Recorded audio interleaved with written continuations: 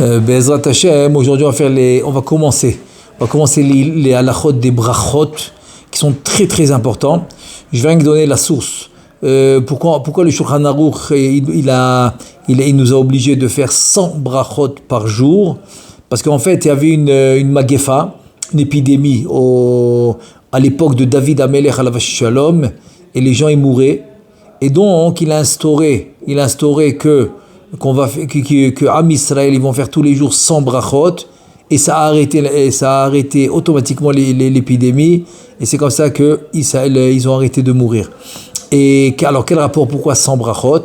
Alors il dit le Zohar HaKadosh, c'est en fait quand l'homme est né, il va naître avec comme on va dire un 100 tuyaux qui sont connectés avec des racines là-haut, et en faisant les 100 brachot, tu te connectes tous les jours.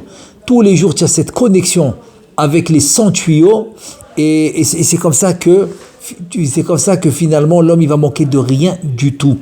Quand je dis l'homme, évidemment l'homme, la femme, tout le monde, tous ceux qui font, tout le Am Israël qui font les brachot, et pas seulement pour eux. Le monde en entier va manquer de rien du tout grâce aux brachot.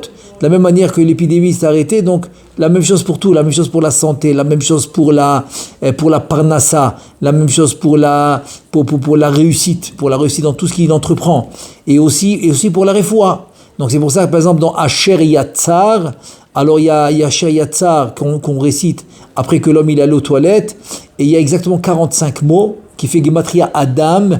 Alors si l'on fait mot à mot, alors une très très grande ségoula pour la guérison. Donc les brachot en fait, il peut répondre à tous nos demandes, et dans le sidour de Sha'arei Chesed, Baruch Hashem, c'est un plaisir, mais un très grand plaisir de faire les brachot dans le sidour aujourd'hui, Baruch Hashem, grâce aux couleurs, grâce aux petites kavanot qu'on a rajoutées, ça c'est magnifique. Donc c'est une très très bonne chose de faire dans le sidour. De toute manière c'est bien pour qu'il a la plus qu'il va faire, parce que les otiot markimot, le fait qu'il fait dans le sidour, donc ça fait la kavana. Et aussi il faut savoir que quand on fait la bracha sur quelque chose, il faut le prendre dans la main droite, et comme on dit kolpinotecha leyamin, c'est la droite toujours qui remporte.